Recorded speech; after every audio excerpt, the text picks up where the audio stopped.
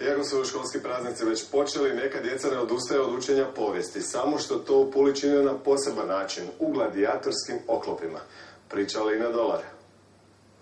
Iako su navlačili opremu koja je gotovo teža od njih samih, ovi mladi gladijatori uživali su u povratku u prošlost, i to u doba staroga Rima. Kad bi ga neko udario, on bi se sekao iza štita, a on bi sjeko na svoj način. Svaki pokret i podatak pažljivo su pamtili, jer nešto od toga može im u završnoj borbi u areni spasiti život.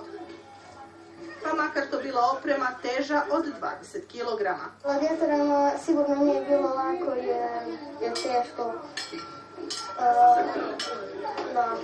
Ja jedva da hodam glavu. Ova kaciga je mekana iznutra jer ima nešto mekano, a izvana je tvrda da ne može odmah probiti, da mač ne može odmah probiti opremu.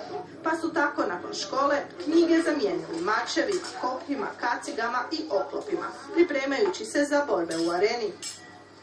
Tako na poseban način uče i kako se u Puli živjelo prije 2000 godina. Ja inače jako volim povijesti, zanima me to i nisam znala baš toliko puno o areni i onda sam htjela doznati više i o našim spomenicima u Puli. Gradu u kojem su ovakve borbe samo s puno tragičnim ishodom bile dio svakodnevnog života.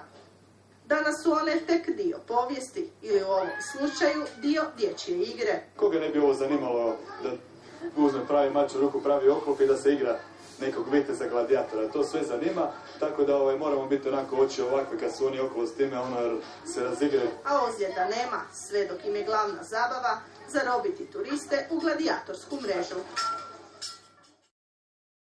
Oklopi, mačevi, gladijatorske borbe u gradu starom 2000 godina. Pulska djeca praznike provode u ljetnom kampu antičke povijesti. U tjedan dana naučit će sve o vremenima kada su Pulom vladali Rimljani. Ipak, jedva su dočekali odjenuti gladijatorske odore koje teže i do 20 kg. U veseloj grupi djeca od 7 do 13 godina najprije su upoznala svoj grad i to u areni, najljepšoj uspomeni na stare Rimljane. To si danas, na primjer, naučio? Da amfiteatar prima 4 katova, a sad 3. U ljetnom kampu antičke povijesti o starim vladarima njihova grada uče baš sve, ali nisu mogli dočekati. Protiv Mađara svašta. Ne znam protiv čega su se borili baš, ali znam da su se previše ratovali i da je to bila velika zemlja. A imali su oklope, štitove, šljemove, pa i posebne sandale. Kožni dole su imali, vidite, ovako kao kopačke su bili. Ovaj oklop da mi sve druge dijelove tijela zaštiti i ovaj mač s kojim mogu poratiti sve. Što ti misliš, je li njima bilo lako? Ne baš. I uistinu nije, od glave pa sve do pete nosili su još 20 kilograma. Tako odjeveni borili su se i osvajali svijet. Pratili smo nekakve arheološke zapise o dimenzijama i težinama i načinu izrade opreme, tih štitiva, mačeva i tako dalje.